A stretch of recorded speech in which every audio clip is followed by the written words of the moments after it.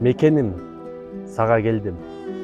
Алоолонгон от болуп күйүш үчүн, азабыңды түбүнөн билиш үчүн, жетпесем да баркыңа чанып кетпей, кандай болсоң ошондой сүйүш үчүн. Мекеним, сага келдим.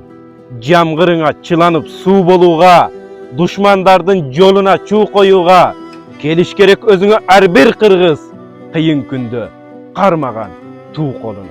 Эх, Кыргызстан, сага келдим.